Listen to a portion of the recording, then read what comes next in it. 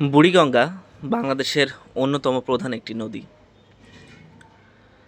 আপনারা জানেন আমি কাজের ফাঁকে বিভিন্ন জায়গায় ঘুরে বেড়াই বা যাওয়া হয়, যার কারণে অনেক কিছু চোখে পড়ে। তো আজকে কাজের কারণেই কামরাঙ্গীরচর এলাকায় এই বুড়িগঙ্গার পাশে এসেছি। তো আজকে এই বুড়িগঙ্গা নিয়ে কিছু কথা আপনাদের সাথে বলবো, কিছু কথা শেয়ার করব। বাংলাদেশের রাজধানী ঢাকা শহরের দক্ষিণ পাশ দিয়ে প্রবাহিত এই নদী শুধু একটি নদী না, এটি ঢাকার ইতিহাসের সবচেয়ে গুরুত্বপূর্ণ অংশগুলোর একটি। বুড়িগঙ্গা নদীর নাম এসেছে বুড়িগঙ্গা শব্দ থেকে।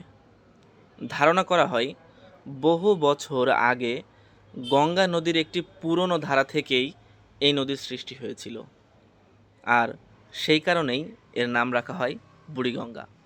অর্থাৎ বুড়িগঙ্গা দ্বারা পুরনো গঙ্গার ধারা বোঝানো হয়েছে। মুঘল আমলে ঢাকার সব ধরনের ব্যবসা বাণিজ্য কিন্তু এই নদীকে কেন্দ্র করে গড়ে উঠেছিল।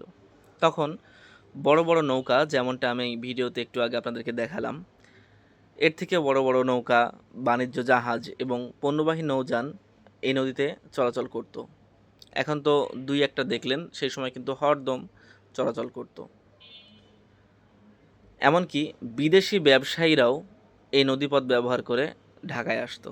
তাহলে বুঝতেই পারছেন যে এই নদীপথের কতটা গুরুত্ব ছিল এক সময়।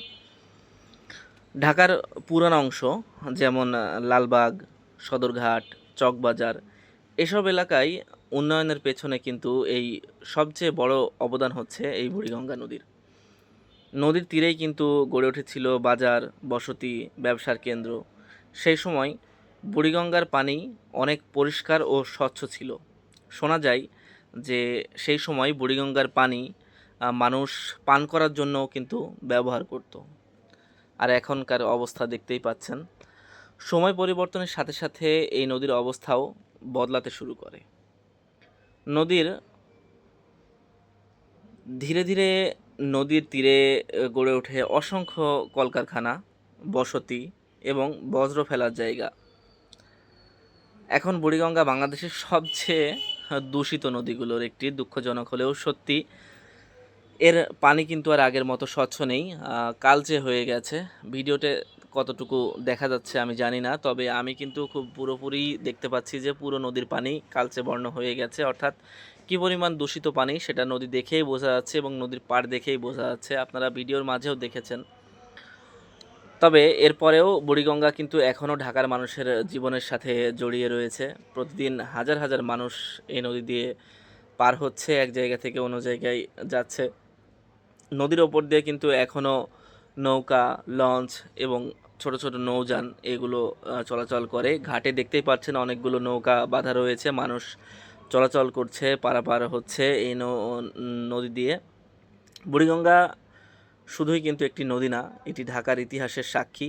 একসময় এই নদী ছিল জীবন, ব্যবসা আর সংস্কৃতির কেন্দ্র।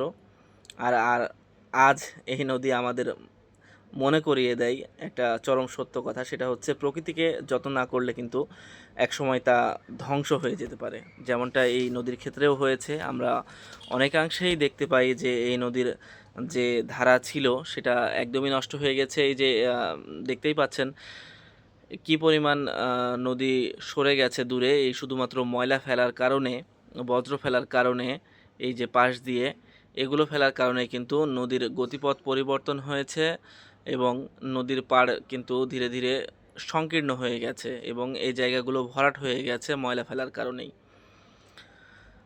শেষ করার আগে একটা কথা বলবো, সেটা হচ্ছে যদি আমরা সবাই মিলে দূষণ রোধ করতে পারি তাহলে হয়তো আবার একদিন বুড়িগঙ্গা তার আগের সৌন্দর্য ফিরে পাবে। ভিডিওটি ভালো লাগলে অবশ্যই শেয়ার করবেন এবং সাথে থাকবেন। ধন্যবাদ।